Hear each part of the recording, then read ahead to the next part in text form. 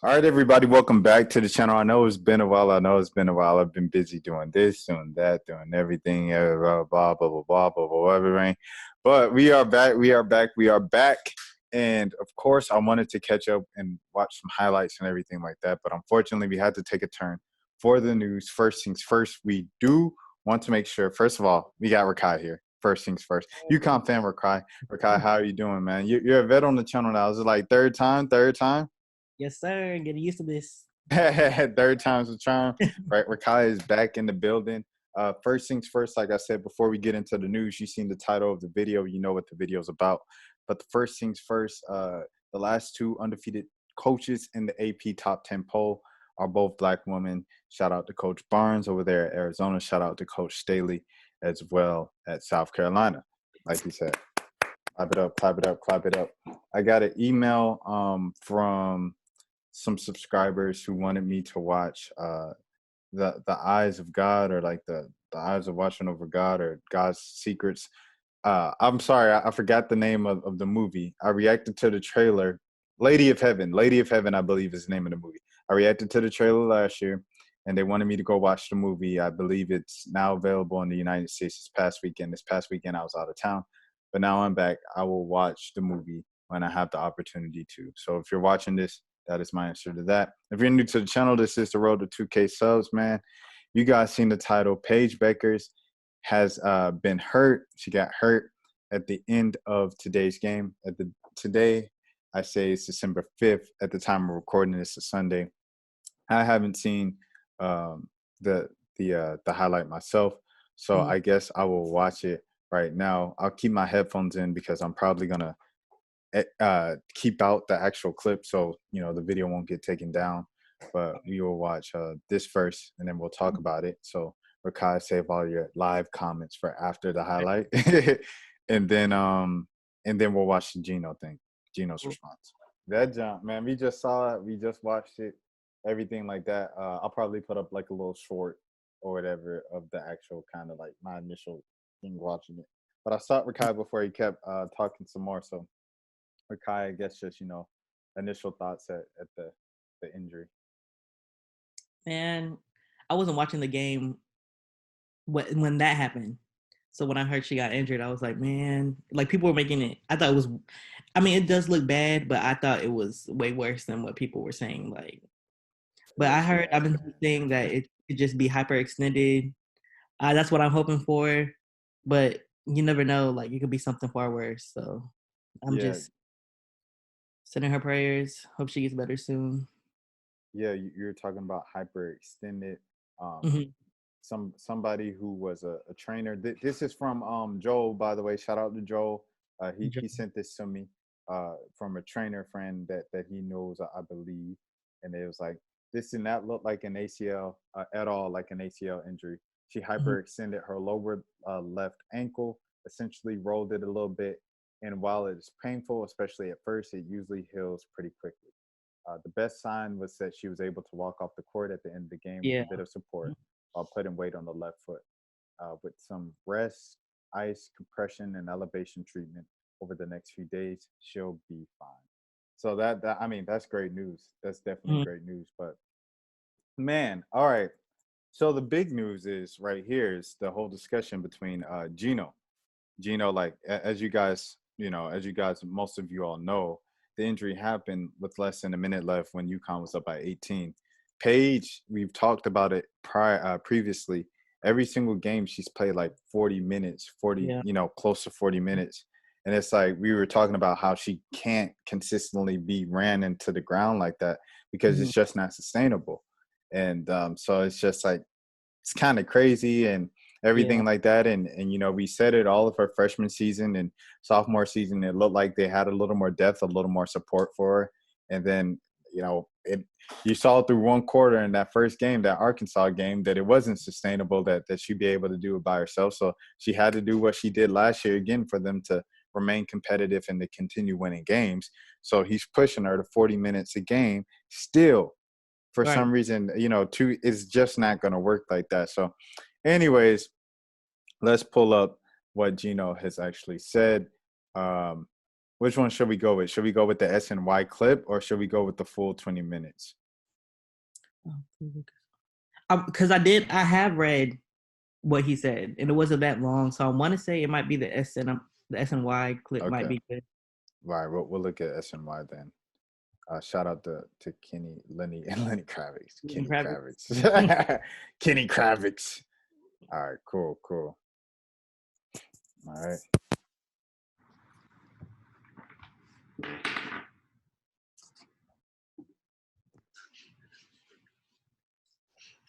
Quick examination, and no, other than the doctors did a quick examination, and they're gonna wait for the ice to come off, and then they'll know more, and then an MRI, but on the replay it looked like it probably hyperextended. Best case scenario. That's her knee, yeah. But nothing twisted, according to the doctor. Like it didn't, which is really, really bad. So hopefully, we'll get some good news tomorrow. Yeah, when you play enough basketball, when you play enough and you coach enough and you've seen enough basketball, you've pretty much seen it all. And we've certainly had our share, here of unfortunate things happen. And, you just kind of, shake your head and hope that you didn't see it, or what you saw wasn't as bad as you think it might be, or, or as it appeared. But you immediately put yourself in that kid's shoes, and what are they thinking? How are they feeling right now? What's going through their mind when something like that happens? And that's the part that I think really hits you in the pit of your stomach, And sometimes right away, this is really, really, really bad. I've seen it. And sometimes you don't see it coming, and it's nothing. I remember when Sue was playing, she just dribbled up the floor, stopped at the foul line, went up for a pull-up jumper, the kind she makes, 99 out of 100 times, and came down and went, that felt funny. Well, it should. It was a torn ACL. Nobody near it. Same with Paige, So initial report is, she might have hyperextended it, but I think the first thing that goes through your mind is the worst thing. She never comes out. She never wants to come out. She's a pain in the ass to have on the bench because all she does is complain about why she's not playing. And we've made a concerted effort in the last 3 or 4 games to get her some rest during the game. And you're right. I don't have an answer for why she was in the game. I mean, that could happen anytime. It could happen in practice. It could happen in the game. It can happen anytime. But yeah, I don't like our team without her on the court. I mean, I might have to like it if she misses any time. But, I don't like the way our team looks when she's not on the floor. 2 of them said it's her ankle, so they're not going to medical school. Obviously. Dang.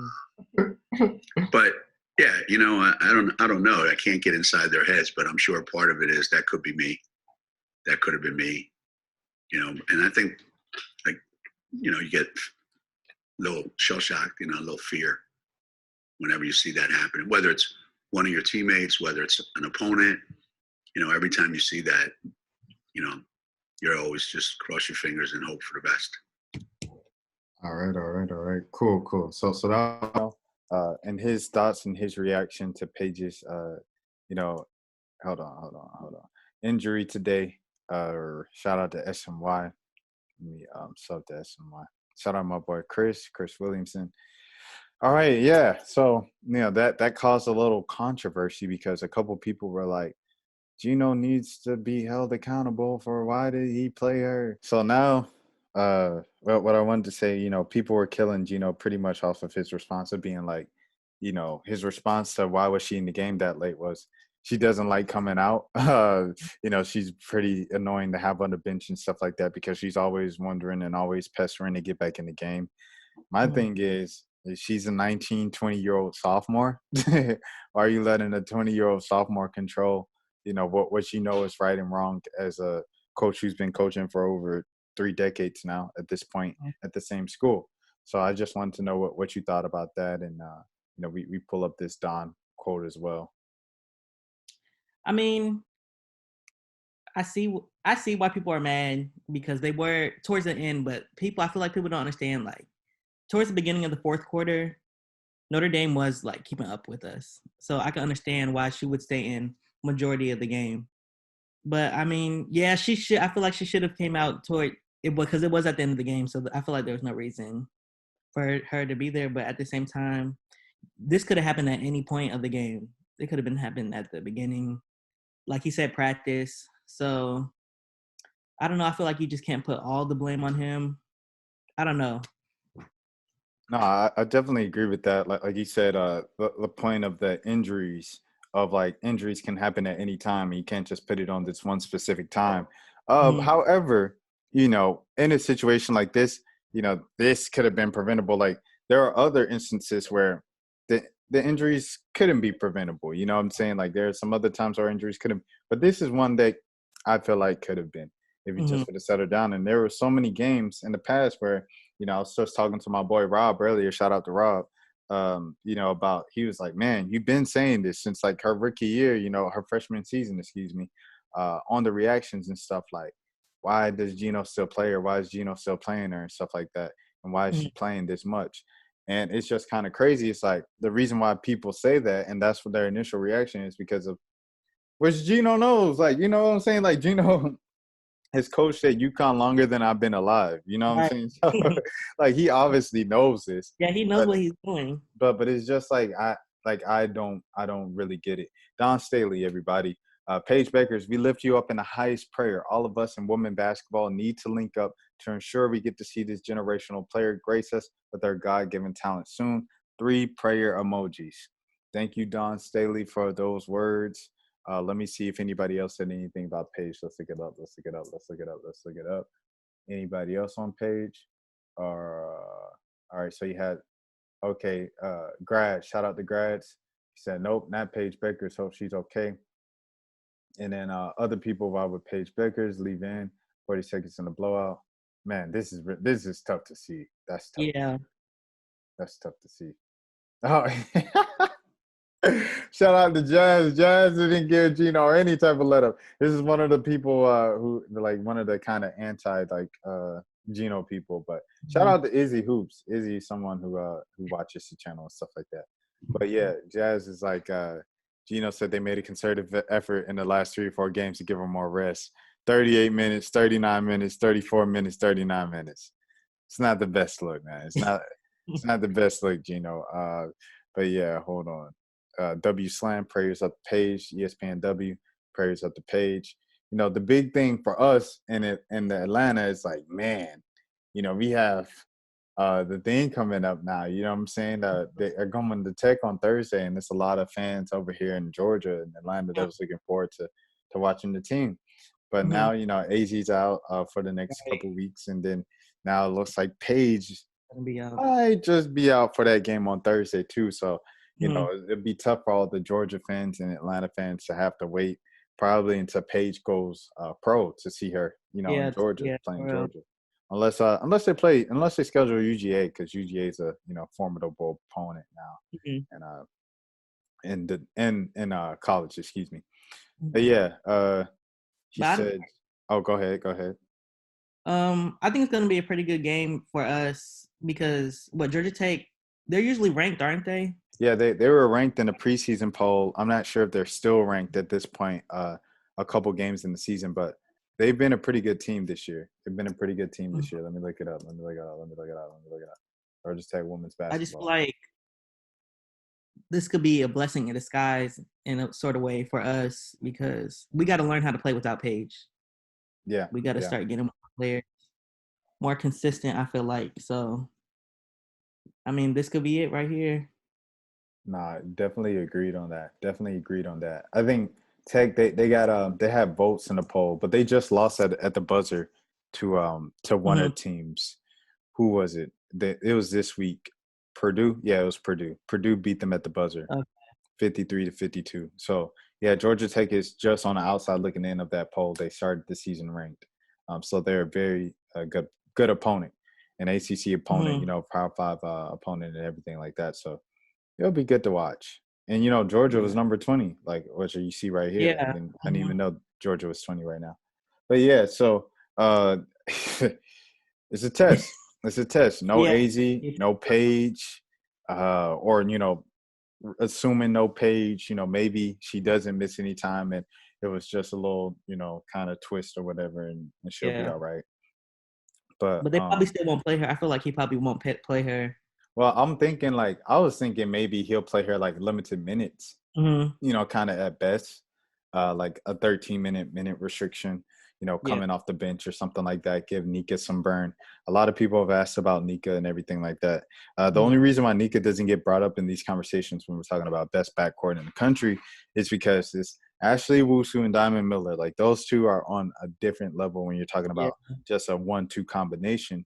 So it's like when you're talking about someone who could go against them, you're talking about AZ and Paige, you're talking about Kristen and Paige, you're talking about Avina and Paige. Like Mhm. it's a certain type of talent. Those are all top 5, Yeah. recruits, top 2 recruit. All of those are top 2 recruits, which Yeah. is crazy to think about. So it's just different than, speaking of Nika, all due respect to Nika, a great rotational point guard and can hold her own. And I think this is a great opportunity for her to step up, as well as Kristen, as well as Avina, and everybody who feels like they get overlooked because of who's on their team.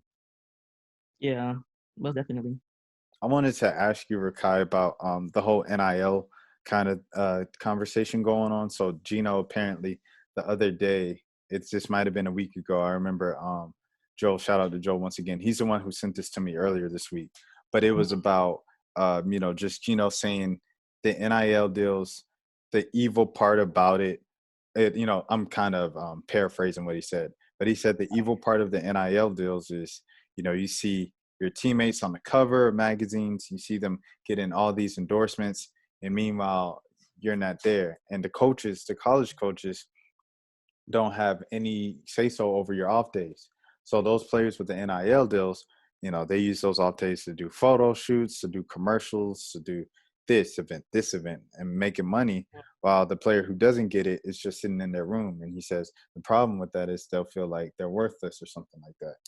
Yeah. I'm like, I didn't agree with it, but I just want to hear your thoughts on it first. I mean, I think players can most definitely feel that way, but I mean, you can never know for it unless like the player comes up and tells you that themselves. So I don't know. I feel like UConn, our team is pretty close. So I don't know. I feel like they're happy for each other, but I can't say that for everybody.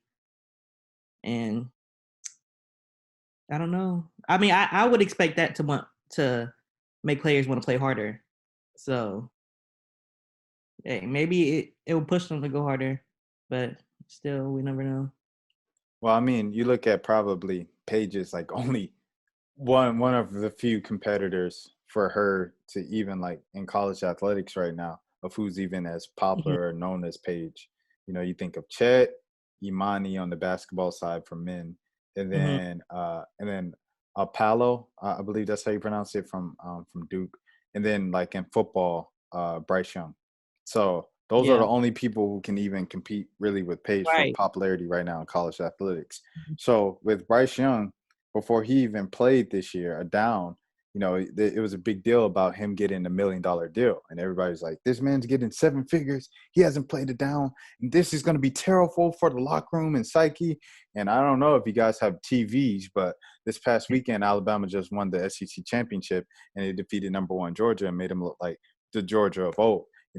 You reminded them they're kind of little brother in the SEC Mhm. still to this day, Right. even though Alabama struggled throughout the regular season. I say all that to say this. All the people that said, oh, people going to be, jealous of one another, blah, blah, blah. The end result for Alabama has been the exact same. Bryce Young got $1 million before he played it down. And he went out there, and Bryce Young still had a great season, and Alabama struggled a little bit. But at the end of the day, they're still back in the playoff because they won the SEC championship once again. If you're good, you're good. If you're talented enough, you're talented enough. The results are going to remain the same. As far as the jealousy and feeling worthless, not feeling like you're worth anything, it's always been there. Like this is not something that's new. It's like, you think of just the rotation in general.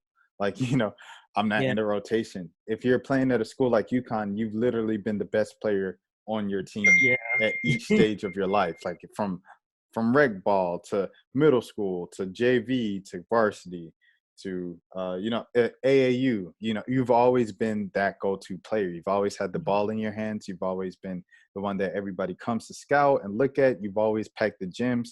That is the type of player you are if you go to a school like UConn. Yeah. So when those kids do that, they get there, and Geno tells them ahead of time, hey, we got so-and-so guards coming in. I don't know if you're going to get in a rotation. And you're like, I'll take it anyway.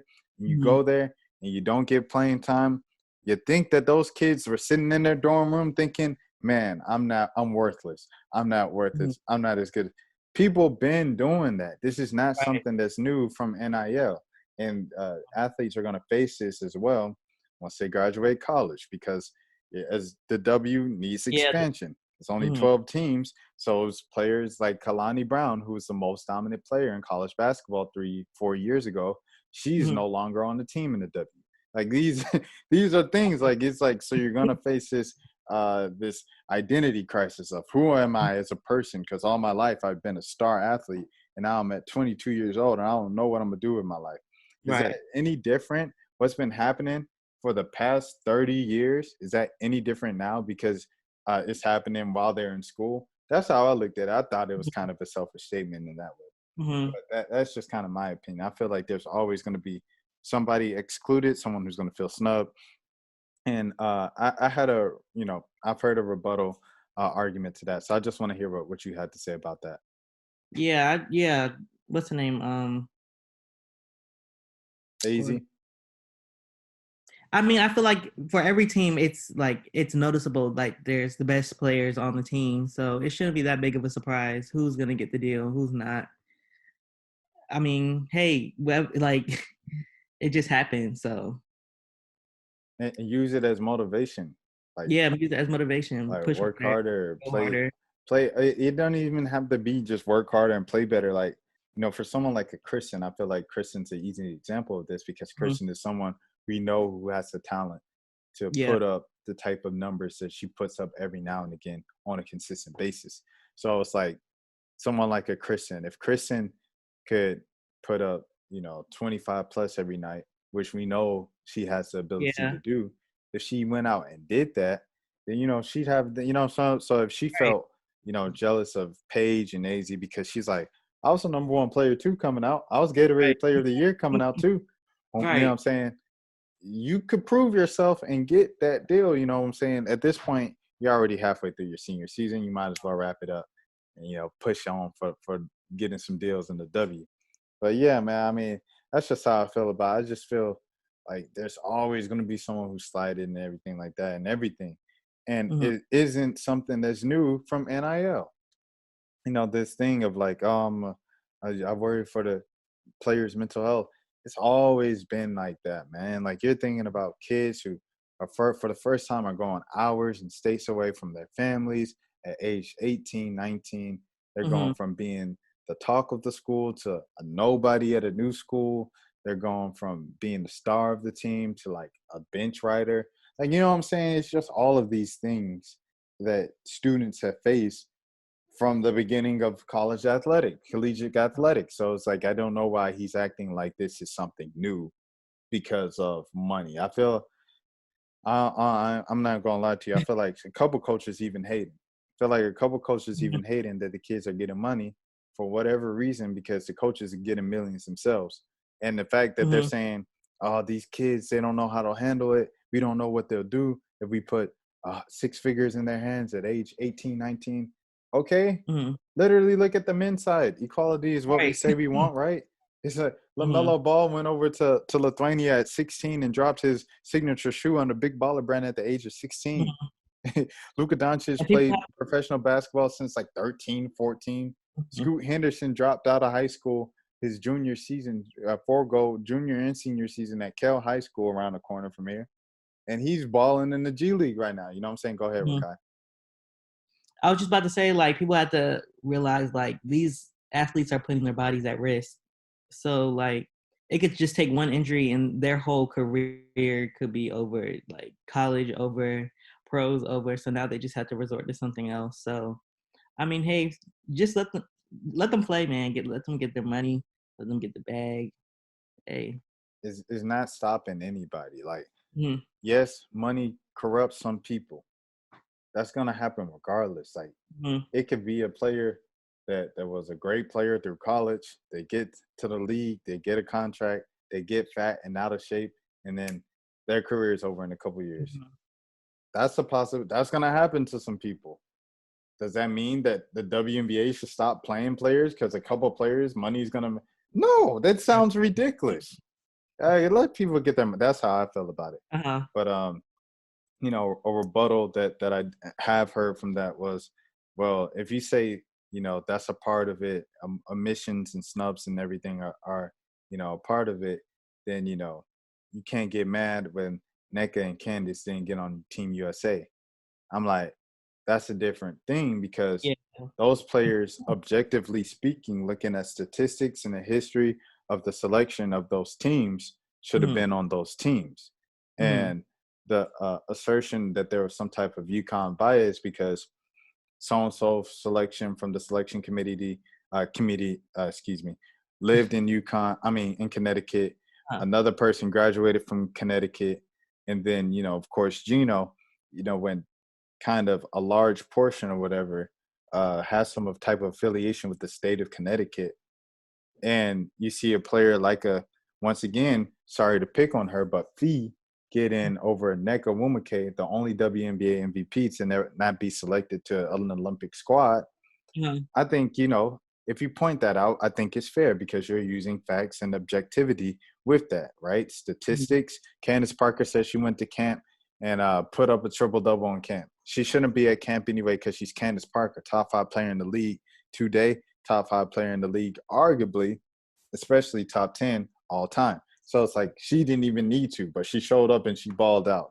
And she didn't make the team because of politics. You know what I'm saying? So I feel like people saying that when you could point to specific statistics and examples, like you can't really do that with, say, who's a good player example. I want to keep going to UConn, but I don't want to pick on their players too much. I guess Caroline. We'll say Caroline as a freshman. So you're like, how does AZ get it, but Caroline doesn't? Okay, AZ, she had a social media presence, right? Before, Exactly. She had a whole brand, the AZ35 thing before it was even the thing. Right. I don't know how she got away with that, but she had a whole brand with the AZ35 thing. She made a name for herself at the Steph Curry camp, beat Steph Curry in the 3-point contest. What else did she do? She won Gatorade Player of the Year as a sophomore. She was on the cover of Sports Illustrated at age so-and-so. She did the Baller's Life, slam documentaries. She had all of these things going in from high school to college. Caroline did not. All due respect to Caroline. I think she was there at the Steph Curry camp too and everything like that. And, you know, she did her thing and she worked her way to be a top 5 recruit this season. But she did not do what AZ did. So it's like, I think it's a different argument when you say, well, you can't say that, you know, it's unfair that this happened and what about these people and this selection process, but you say the exact opposite. I think it's 2 different things that you're talking about. But that's just my opinion. Go ahead, Rakai. Yeah, I think that's just 2 different things. Like you just cannot put those things together. Like, hey, it is what it is. So right. Exactly. That is exactly how I feel. And I also wanted to talk about, kind of in closing a little bit, I might make my own video about it. I wanted to, but I just wanted to shout out who do we have? The Indiana Fever Ricky from West Virginia. Her name starts with a K, doesn't it? Yep. Kaiser. I Yeah. just wanted to shout out Kaiser Ganjic. She returned to social media. She's returning to posting a few of her kind of photo shoots with Adidas and all of her brand deals and stuff like that. She said, pretty much confirmed what we kind of speculated on the channel earlier about her being affected by the loss of her father and not having a break from college and everything like that, and just needing to take a break, going into the Olympic break and thinking that I was going to solve things, but it quite didn't. Mm-hmm. So she needs to take a step away from the court, take a step away from workouts, et cetera, et cetera. So, but yeah, that was, just wanted to shout her out, and glad that she's back active and everything like that. Everybody take care of yourselves and take care of your mentals, protect your chicken, all that good stuff. Rakai, I guess wrapping up, is there anything from you else tonight? Nothing else, man. I'm ready to get the rest of these dubs throughout the season, so we'll see how that goes. Should we shout out Duke? Duke Yeah, beat, shout out to Duke for beating Iowa. Yeah, Duke beat Iowa by like 15, 18 points. I haven't that was a game that I saw and everything. My guys are keeping me in the loop about the games and everything like that, but I haven't been able to catch the highlights and stuff like that. But I will be catching up on highlights hopefully this week, and then we can get into all of that. But yeah, Duke, that was a team that Tommy told me before the season they were going to be good. I was like, I don't know, man. It's like Kara's first true year. But I didn't see how many transfers they had. Because, I knew she had a couple of good recruits. But I didn't know, they have Celeste Taylor and then one of the Gordon sisters. I think they got the one from UConn, didn't they? I think so. I know they have this really good point guard. I mean, not point. Yeah, they have a good point guard, but they have this good freshman. Yeah. I think she dropped I think 29 the game before. Dude. So yeah, she's going off. I think they're gonna be pretty good this year. I think they're gonna go pretty far in the tournament. I think it's such a like we keep saying, such a unpredictable year. Throw your name in the hat and stuff like that. So I don't know. I'm having fun watching it and everything like that. Shout out to Leah Boston for going 13 for 13 as I was speaking with my mans the other night. But yeah, 13 for 13. Leah Boston going perfect from the field, doing her thing. A lot of people were like, yeah, appreciate the page coverage, but Leah Boston did this. And shout out to Caitlin Clark for putting up a triple-double after putting up a near triple-double. And the Duke loss, she put up a triple-double, I believe, today at the time of recording this December 5th. Tennessee is still winning. They should be in the top 10. They're still winning without Ray Burrell. So that's a team that's looking like they're going to be in that conversation as well. So, I mean. I think Texas played today, too. Who? I think Texas played today, Texas. Who did Texas play? Let me see. I think it's top 25. Yeah, they played Texas A&M today. Oh, wow. Yeah. Oh, and they won by 6. Sheesh. Yeah. So you're looking at Texas. Texas is doing their thing. They got Arizona coming up soon. That's going to be a good game. We have a lot of heavy-hitting matches, man. Yeah. But, yeah, shout out to Coach Schaefer over there in Austin. Let me think. Who? Oh, yeah. But I'm saying, you got to look out for these teams. You talk about Tennessee doing what they're doing without Ray Burrell, but you're looking at Maryland once they get back Diamond Miller all the way healthy. You're thinking about Oregon once they get their backcourt back all the way healthy in March. This people, man, it's going to be tough. Yeah, this tournament is going to be crazy. I feel like this is the most, I want to say, equal the teams have been across, women's basketball. So, I really don't know. I mean, it's going to be UConn, but, hey, I don't know who else is going to I mean, hey, I don't know. I think it would be very interesting. I think, but, okay, so I guess, kind of going back to Paige to wrap up. Who do you have as a starting point guard without Paige? And who's the go-to scorer? He's more than likely. I feel like he's going to put Nika in only because she has experience starting and playing the point guard role. So I guess her and Avina will switch off at that point guard role. Scoring wise, I mean, I feel like they're all capable of being a leading scorer. But hey, it's probably going to be Kristen. Avina, I feel like Avina could be it too, or Olivia. Olivia was real good this Notre Dame game today. So I feel like it'll be one of those three. Caroline played well today too. Yeah, I saw Caroline got she got the post game. She got the podium game. Mm-hmm. I was like, wow, dude, Caroline on podium. It was like Liv and I was like, Liv, I wasn't surprised, but Caroline I was. So yeah, okay, all right, Mm-hmm. Caroline. But yeah, no AZ, no Paige. This is Caroline and Nika. This is your opportunity to shine. Yeah. Mm-hmm. Show why you deserve some more minutes and give Paige a little more, breathers once she gets back. Yeah. Do you think that Geno will kind of change up his rotations once Paige returns? If they play well, yeah. Because I feel like he just does not trust them in like game situations. So if they could prove themselves that they could play hard, play well, they'll most definitely start playing a lot more, I feel like. Yeah. Well, it's up to Paige too. You got to control your 19, 20-year-old sophomore. Mm-hmm. She can't have enough control over you to where, she decides when she wants to come in and out of the game and do what she does. But yeah, man, that's all I had. If you guys are new to the channel, man, this is the road to 2K subs. It was a quick video. But I did want to make sure I got something up on this. And I hope you all enjoyed. If you didn't, I apologize. You can yell at me in my inbox or in the comments. So, yeah. And I'll do better next time. Rakai, is there anything else any parting shots that you have? Not today.